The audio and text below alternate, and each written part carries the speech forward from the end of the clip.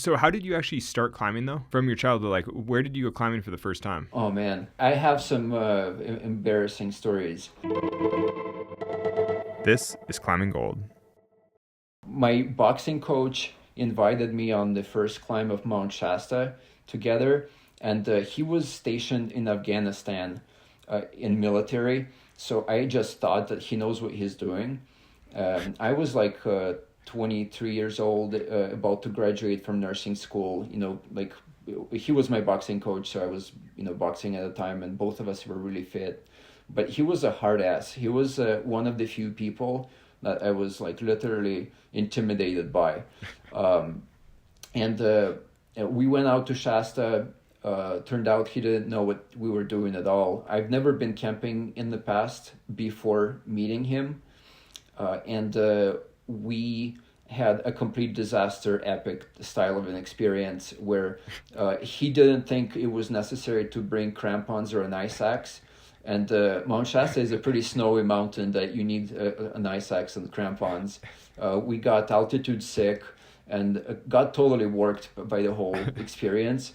And then my friend from my first nursing job saw my pictures from Shasta, and he was like, "Oh, you're also a climber." I'm like, "No, I am not. I don't. I don't climb. It was just the first time I went camping in my life. Like, this is stupid." And then he just got me into going hiking with him, and we started to go on some simple peak bagging trips to Tahoe and climb things like Round Top and Talac and all these smaller mountains. And then we climbed Mount Whitney together in winter. And I was just like, oh my God, this is the hardest thing I could imagine doing. And because I've always been an introvert, I feel like I really loved that in the mountains you can just be yourself and you don't have to act any other way but just the way that you would. Because if you try to be too tough in the mountains, you run yourself into trouble really quickly. Yeah. So about 2 months later, I went onto this peak bagging trip to climb Mount Williamson, which is like the hardest 14er in the mountains of High Sierra. And the funny thing about that trip is I wore double boots in Inverno, plastic double boots from about 5,000 feet in the summertime.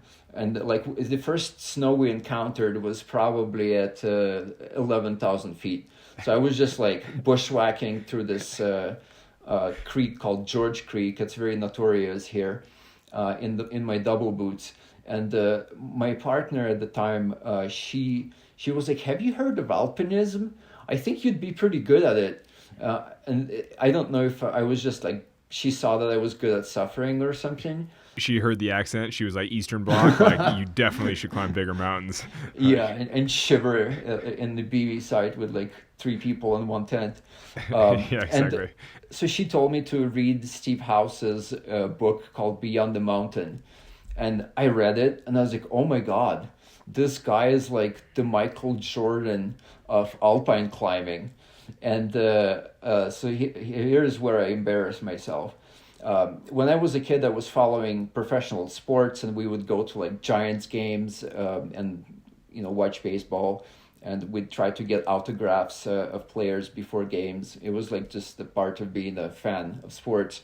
So somewhere I found Steve House's email address, and I sent him an email like, "Hey, can I get your autograph?" Did he respond? No. He probably thought I was trolling him or something. I don't know. Yeah. Honestly, probably he was like, "That's weird." He's like, Yeah, "Nobody totally. wants my autograph." Like, crazy. Yeah. Huh. And so then how did that progress into rock climbing though? Because that's such an unusual path into mountain climbing. I mean, I suppose it makes sense because you've done so much in the High Sierra that you started as, peak bagging and then built up from there.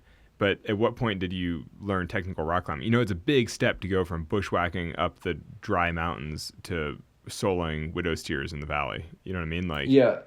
Oh, Like, I'll how'd you embarrass gain the technical skills? I'll embarrass myself another time. I had a friend named Brian who basically like taught me how to use crampons, and we went on to that our first climb of Mount Whitney in winter together. And because it was winter, it was really hard to go up the Mountaineers Route gully, and somehow we ended up scrambling this fourth class rib to the left of it. Um, and I was just terrified because I've never rock climbed, I've never scrambled any exposed terrain before that. And after we got down, he was like, "Yeah, I should take you climbing one time." So he invited me to go climb this multi-pitch route in Lover's Leap called the East Wall or something like that. It was like a 5'8" with a big roof at it. And I was completely terrified. I didn't know anything about climbing and gear or climbing in general. Our party consisted of one leader and four followers. It was like a complete shit show. And I was gripped out of my mind because I thought that if I fell, I will die.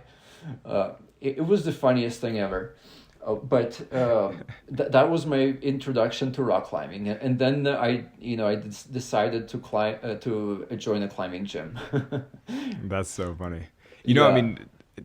I mean, I love all those stories partially because that's how I started all my climbing. Like Lover's Leap was one of my first places outdoors. Like the High Sierra Peaks were a lot of my first mountains. Like all the small mountains around Tahoe were all the Yeah. things that I did first as a little kid. And like that's like exactly how I learned how to climb, and so I have like a major soft spot for all those areas. I'm like, oh, what a wonderful place to learn how to climb. Oh, for sure, it's beautiful. It's very like it fills my soul with joy thinking about places like Lover's Leap. It's just so wonderful and so Yeah, nice. it's so good. And yeah.